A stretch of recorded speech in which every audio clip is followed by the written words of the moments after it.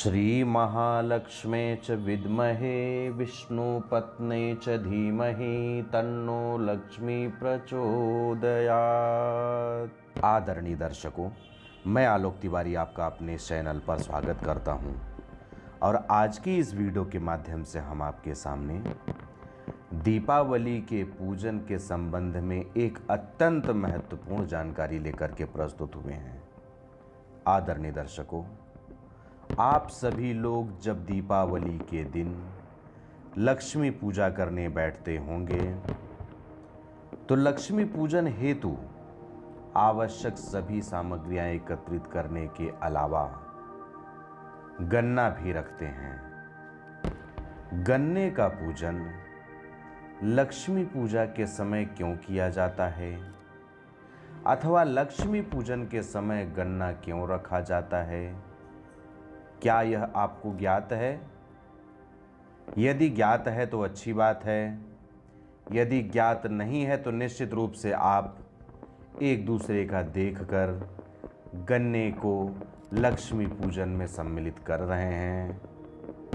यदि आप कोई भी वस्तु पूजन में सम्मिलित कर रहे हैं तो क्यों सम्मिलित कर रहे हैं, उसकी जानकारी आपको होनी चाहिए। तो आज की इस वीडियो के माध्यम से हम आपके सामने लक्ष्मी पूजन के समय गन्ना क्यों सम्मिलित किया जाता है, इस संबंध में संपूर्ण जानकारी लेकर के प्रस्तुत हुए हैं। आदरणीय दर्शकों, लक्ष्मी पूजा में गन्ना सम्मिलित करने के पीछे एक पौराणिक कथा है।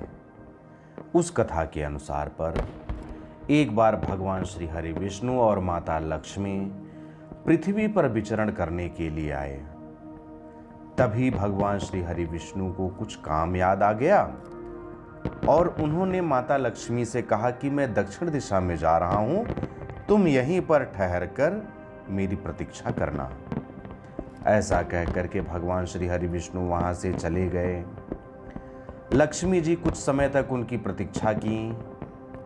थोड़े समय तक तो उसी स्थान पर रुकी रहीं, उनकी प्रतीक्षा करती रहीं, परंतु माता लक्ष्मी का स्वभाव चंचला है।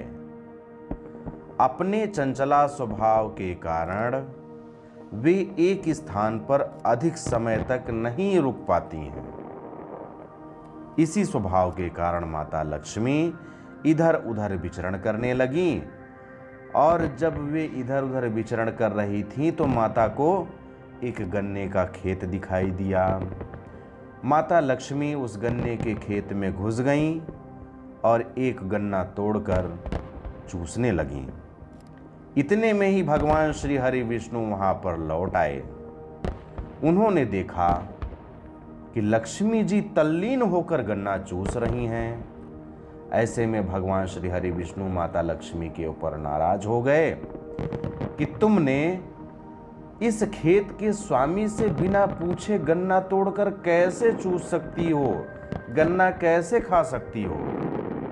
इस अपराध की सजा तुम्हें अवश्य मिलनी चाहिए और इस अपराध की सजा यही है कि तुम अब से, आज से इस किसान के घर में रहकर 12 वर्षों तक इस किसान की सेवा करोगी। माता लक्ष्मी को ऐसी सजा दे करके भगवान श्री हरि विष्णु वापस वैकुंठ को लौट गए और माता लक्ष्मी उस किसान के घर में रहने लगीं।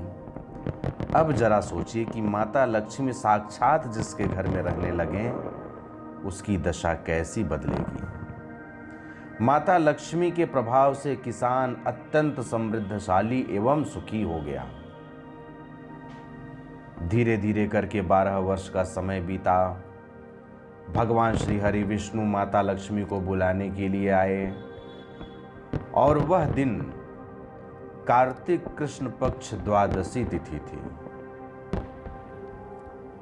जब भगवान श्री हरि विष्णु माता लक्ष्मी को बुलाने आए तो किसान माता लक्ष्मी को जाने से रोकने लगा।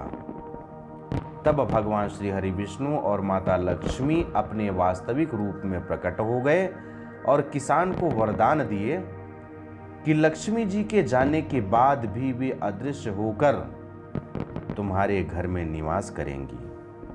कल धनतेरस है, यदि तुम घर में दीपक जलाओगे और मेरी पूजा करोगे तो मेरा वास तुम्हारे घर में सदैव बना रहेगा।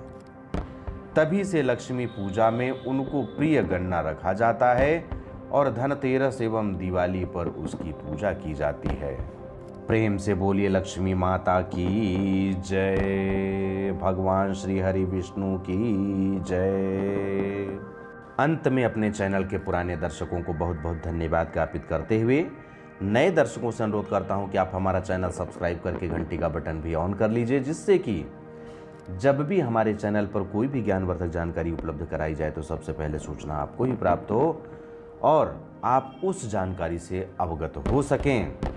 एक अनुरोध और भी है कि आप इस वीडियो को अधिक से अधिक लोगों तक शेयर कीजिए, जिससे कि इस तथ्य को, इस जानकारी को सभी लोग प्राप्त कर सकें। अब मुझे आज्ञा दीजिए, मिलते हैं अगले वीडियो पर। तब तक के लिए जय हिंद, जय भारत, बम बम भोलेनाथ की जय। जय गुरुदेव।